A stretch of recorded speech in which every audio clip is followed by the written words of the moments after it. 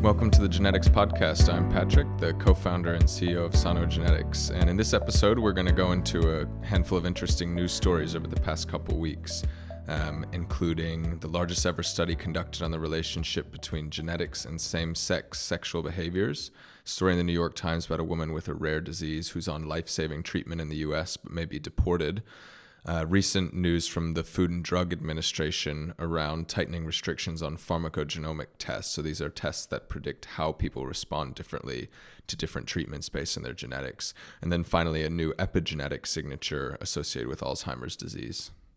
All right, shall we get started? So on the 29th of August, the largest study to date on the genetic basis of sexuality was published in Science. The story was based on a massive 500,000 genomes and has revealed 5 spots on the human genome that are linked to same-sex sexual behavior. These findings shore up the results of earlier similar studies and confirm the suspicions of many scientists. While sexual preferences have a genetic component, no single gene has a large effect on sexual behaviors. So, Patrick, what's your take on this study? So this study was definitely the largest of its kind at 500,000 people. It's much larger than any past studies on this particular trait. And the reason why this is important is because with genome-wide association studies, especially on something as complex as sexual behavior, you have to have a lot of people to really understand the behavior. So this study estimated that the genetic basis of non-heterosexual sex, as they call it, was somewhere between 8 and 25%. So they used a couple of different data sets to make these estimates. And the reason this is an important finding is because it says that even if you had the best predictor in the world, you wouldn't really be able to predict something like this based on genetics alone. So it certainly pokes a lot of holes in the idea that there is a gay gene, as many of the news articles have called it.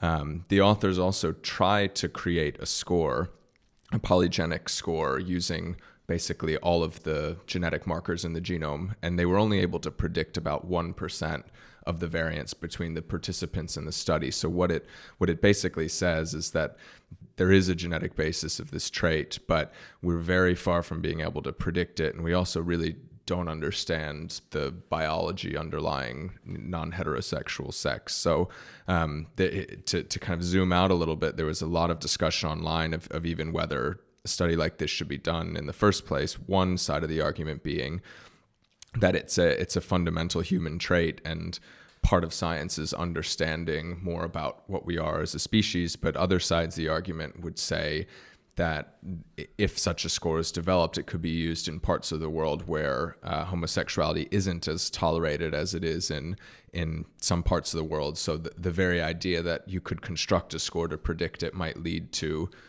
bad outcomes, like people trying to select embryos or discriminating against people. So I think, needless to say, there's no simple answer to these kind of questions. Everyone has a different opinion on what way the science should be done. In this case, the authors did do a lot of work with the LGBTQ community to think about how to run the study and also how to communicate the results to people. So in reading the paper, it did seem like they took a lot of care to make it clear that the results were limited and were in no way kind of case closed in terms of how this particular human trait arises. So this study was conducted on 500,000 genomes, and I was wondering if you could tell me a little bit more about the source of these genomes.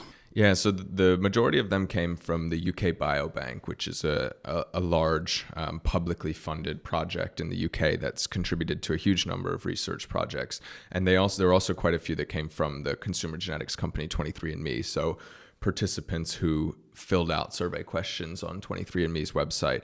This was another source of kind of, I guess, controversy around the science underlying the study, because these two groups of people were actually so different. The 23andMe customers tend to be younger and are also predominantly from the United States. The UK Biobank participants are between 40 and 70 years of age, and a number of them actually were growing up in times where homosexuality was criminalized in the UK. So there's a lot of potential confounding factors to the study that certainly genetics alone would never predict this kind of behavior, especially if you're growing up in a place where homosexuality is criminalized, for example. So there were parts of the paper where they tried to correlate non-heterosexual sex with other kinds of behaviors like risk taking, but a lot of people took issue with this style of analysis because there was a potential confounding with the environment that people were growing up in. So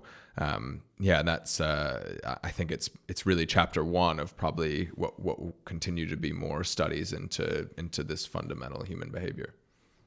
So Patrick, if only a small part of being homosexual is genetic, then what are the other points at play here, and how do they map out? Yeah, so it's a great question. I think you can look at any trait and try to estimate how genetic it is, or what fraction of the variance is explained by genetics. And it's a tricky question to ask sometimes, because the role that genetics plays is in the context of any environment. So to take a separate example, if you look at, we know that genetics influences how likely someone is to become an alcoholic, for example. But if you live in a country where alcohol is banned, then the genetic basis of alcoholism will be completely different if you live in a country where alcohol is freely available. And I think we can probably draw some of the same comparisons with homosexuality, for example, that there's a complex interaction between some genetic predisposition, but also, based on all of the studies to date, a much larger fraction that's cultural or somehow related to the environment. But I think that the truth is we just don't understand really what are the main underpinnings. So the score they made in the study only captured only had 1% predictive power. So there's no way on earth that the score could be used to predict whether someone's likely to be homosexual. And I think I also maybe should note that the study was based primarily on the question of, have you ever had a non-same-sex sexual partner? So it wasn't even about, are you homosexual or not? It was, have you had a non-heterosexual partner? And they did some analysis where they looked at differences between people who had only non-heterosexual partners. So they would have said they had 0 heterosexual partners and some number of non-heterosexual partners. But so they do sort of treat it as a continuous thing, which you're not just heterosexual or homosexual. So a lot of the criticism of the study as well was around what is the right trait or questions. It's such a complicated thing. You can't boil it down to a single question. Are you heterosexual or homosexual? So I think part of the study is even, what are we trying to predict from genetics? And we're very far from being able to certainly to construct any score or to find a single. It seems unequivocal that there's no single gene or SNP that has any large effect on whether you're likely to be homosexual or not. So the second story of last week was the shocking story that sick migrants undergoing life-changing care can now be deported. And this was from the New York Times. And the story said that without any public announcement, the United States Citizenship and Immigration Services have eliminated a deferred action program this month that has allowed immigrants to avoid deportation while their relatives were undergoing life-saving medical treatment. This story talks about the life of Maria Isabel Bueso and how she feels this change in policy is essentially a death sentence. The policy change is the latest in a series of moves by the Trump administration to revoke or modify procedures that have allowed certain immigrants to remain in the United States on humanitarian grounds. So my first question is, what's your take on this story, Patrick? Yeah, I mean, I think it's a terrible story, and good job on the New York Times from covering it and bringing it up. And I mean, I think maybe we could just start by reading a couple sentences from the intro. So they say, Maria Isabel Bueso was 7 years old when she came to the United States from Guatemala at the invitation of doctors who were conducting a clinical trial for the treatment of her rare, disfiguring genetic disease. The trial was short on participants, and thanks to her enrollment, it eventually led the Food and Drug Administration to approve the medication for the condition that has increased survival by more than a decade. So I think the first paragraph alone makes it quite clear that this woman is a hero to science, right? She's not just suffering from a rare condition, but moved from Guatemala to the U.S. to participate in this trial that's now resulted in a life-changing treatment, and she's stayed in the U.S. So that they've continued to grant her leave to stay to continue her life-saving treatment at UCSF. So the article makes a point that if she's deported back to Guatemala, then she'll not have access to this life-saving care anymore, and it almost certainly, they call it a death sentence in the article. So I think it's hard to understate how inhumane this story is, and I think it underscores in rare disease more generally how challenging it is there are challenges throughout. To even run a clinical trial, you have to have people from all over the world that will often uproot their lives or travel to a site in the United States or somewhere in Europe to take part. And so then to make this sacrifice to be part of this, this life-saving treatment, and then be told you have potential to be deported is just, I can't see any sense in the whole thing. And I know there's been a lot of backlash from the medical community and from the scientific community to say that this is not the right way to treat people who have rare conditions, but I think it will remain to be seen what happens, and also for people who don't have stories in the New York Times, what does it mean for all the other people that are in the U.S. that are on life-saving care that might be sent back home? And so what loss will America face because of this new change in policy? How will it affect clinical trials going forward? Yeah, so it's hard to say. I mean, I think so many of the clinical trials are run in the U.S. that they must keep away for people that have rare conditions to travel there for treatments. I think the biggest impact seems like it's going to be on the families of the people who have the disorders and the people with the disorders themselves, because the clinical trial is just the first step in the process.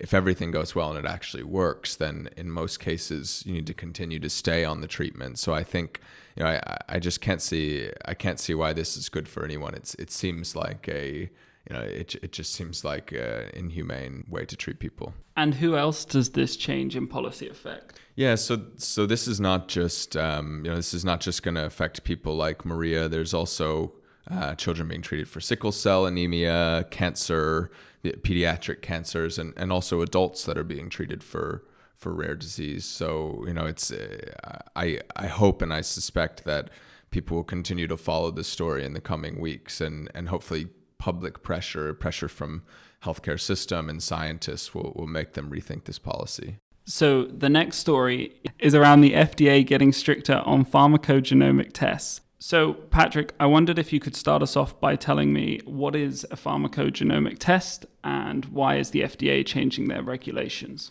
Yeah, so a pharmacogenomic test is so the field of pharmacogenomics is the study of how individuals metabolize or process pharmaceuticals differently depending on their different genetic makeups. So there are a lot of examples actually of commonly taken drugs. One of the most famous one is warfarin, which is a blood thinner, and people that have specific genetic backgrounds may respond to the treatment very differently and require different dosing, or not have to take drugs at all, or not be able to take those drugs for safety reasons.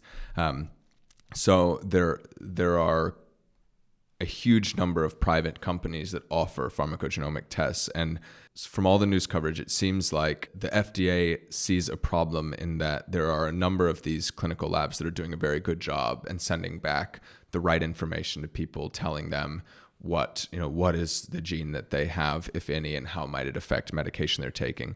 But there's probably a much larger number that are not doing a very good job communicating it to people. So what the FDA has said is that labs without specific approval from the FDA can no longer mention the names of specific drugs in their report. So they couldn't say, you have this genetic variant, so you should change your dosage of this particular drug you're on. And I think for good reason, because if that's done poorly, then someone might change, if the interpretation is not correct, or if they've oversold what the genetic change is going to be, then someone might change their drug regimen without consulting their doctor. But I know there's also some concern on the other side that if there is a genuine gene-drug interaction, that you want to be able to accurately communicate that to someone and tell them. So I suspect what will happen is that the labs that are doing this really seriously will seek FDA approval.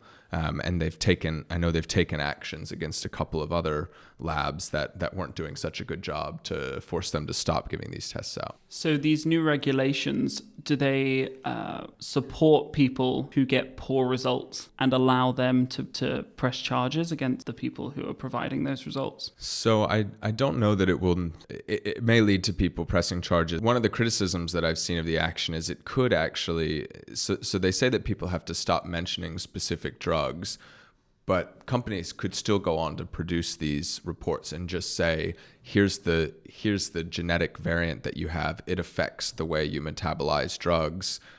Good luck, and not mention which drugs. So I think some people have said actually it could have an opposite and poor effect, where then people are doing their own Googling and asking, is the drug that I'm on affected by this pharmacogene that I carry? Whereas if the report had just said these are the drugs that it affects in the first place, then they wouldn't have to potentially go and find this information themselves and be misled in some way. I mean, I think from my perspective, this is a complicated enough field, and actually a large number of people. So in the article, they say about 90% of people that have a pharmacogenetic test will have some kind of actionable findings. So it's a huge number of people that having a genetic counselor or a clinical geneticist explain the results makes sense, and not requiring people to do a lot of research on their own, and risk potential misdiagnosis or change in behavior that could be unsafe. And so what will be the effect of these new regulations on researchers? So I imagine it shouldn't have a huge effect on research. It's mainly directed at private companies that are selling genetic tests. It may have an impact on researchers that work with these companies if they're using data, but I think for the vast majority of research in this area, it's being done as a part of clinical trials, so doing genetic testing alongside clinical trials, or in academic or industry labs where they're genome sequencing participants and looking at cells, or looking at the metabolic activity of the individual themselves to see how they process the drug. So hopefully it shouldn't have a huge impact on research, but it will have an impact on how that research gets translated out to individuals and out to labs. So our final story is around new epigenetic signatures which have been linked to Alzheimer's. So Alzheimer's disease is a progressive neurodegenerative disorder and the most common untreatable form of dementia. A study published at the end of August has discussed a new model and strategy to study the epigenetic alterations underlying Alzheimer's onset and progression. So the first question I have is, what are the epigenetic alterations and how do they help people with Alzheimer's disease? Okay, so maybe the best place to start would be what actually is epigenetics. So genetics is the study of our DNA sequence and how it affects traits. Epigenetics is the study of modifications to our DNA that don't actually change the DNA sequence itself, but change the gene activity or the way the sequence is read in some way. So one example of epigenetics is something called methylation. So methylation is a mark, a chemical modification that is put on top of DNA, and that's the focus of this study. So it doesn't change the letter itself. So you still have a C at that position, but some people have the C with the additional methylation modification to it, whereas other people have a C without the modification. So the reason why there's such an interest in epigenetics in Alzheimer's specifically is because we know that genetics can predict greater risk of Alzheimer's disease, but your genetics doesn't change over time, so it doesn't tell you whether you're likely to have it in the near future. people that have one of the common risk factors for Alzheimer's, a gene variant called ApoE4, are at a much higher risk of developing the disease, but there's really no telling whether you're likely to develop it or not. So the goal with this study and with many other studies like it is to develop something called a biomarker. So what a biomarker does is basically, if it's working, it's a readout that tells you if you're getting closer to having the disease or not. And so because the epigenome is changing all the time, the DNA stays fixed, but the modifications to it can change, then what happens in some disorders like cancer, for example, is the epigenome undergoes a very large change. One of the challenges is we don't always know whether the epigenome change is causing the disease or whether the disease is causing the epigenome change. It can be kind of circular, but in either case, if you know that seeing this pattern means that people are much more likely to have Alzheimer's in the future or already have Alzheimer's, then it can be a really useful test to say, for example, if you have one of these genetic risk factors, you can start to get tested at a certain age to see if the epigenetic biomarker is showing up. So what this study did is it actually first took samples from a small number of people that had Alzheimer's disease, turned them into stem cell models, and then built an epigenetic signature to try to discriminate different kinds of Alzheimer's disease and discriminate that from healthy people. Then they took this signature that they found and they applied the same thing into a large publicly available source of Alzheimer's disease patient data to validate that is the score that they or the signature that they found in the cell model, does it also match with data from real people who have the disease? And they found that they were able to construct a score that was correlated with Alzheimer's disease onset. And so how does this new model work better than the old one?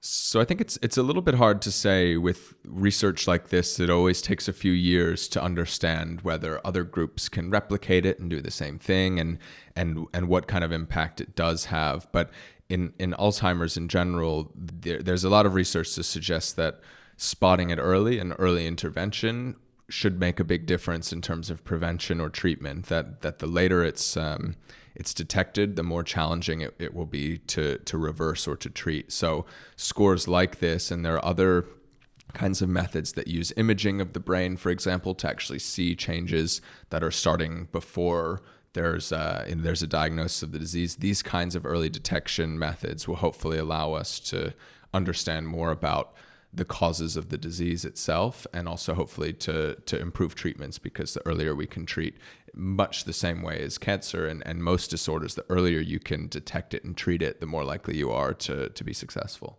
And so what does this mean for patients who currently have Alzheimer's? Or is it more for people who are going to be diagnosed with Alzheimer's?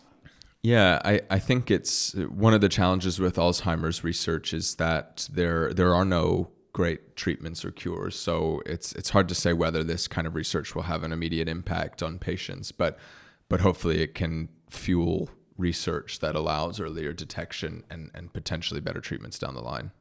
So what would be the next phase of this research? Where will it go from here? So I think a lot of other research groups in the area will be trying to replicate the result. So the first thing is to see, is this a fluke or something unexpected that happened in the one lab that did it, or is it something that can be recapitulated over and over in other labs across the world? And if that is the case, then people will start to build on top of it, much in the same way that the field of genetics has progressed, where first a study will find a genetic risk factor for Alzheimer's. Many other research groups or companies around the world can do the same. And today our understanding of the genetic risks are much better than they were before. So I suspect the field of epigenetics will follow much the same trajectory. Excellent. Well, that's all the news from the past couple weeks. Thank you very much for joining me, Patrick. Great. Thanks for being here. Yeah. Thank you all for listening. And as always, please feel free to send us any feedback, including questions you have or guests you'd like to see on the show, to podcast@sanogenetics.com. If you like the podcast, please feel free to share it with a friend or leave us a review on iTunes, Spotify, or wherever you listen to your podcasts. Then finally, feel free to check out our website, www.sanogenetics.com, if you're interested in reading more about some of these topics on our blog or checking out some of the research projects we're supporting right now. Thanks, and see you next time.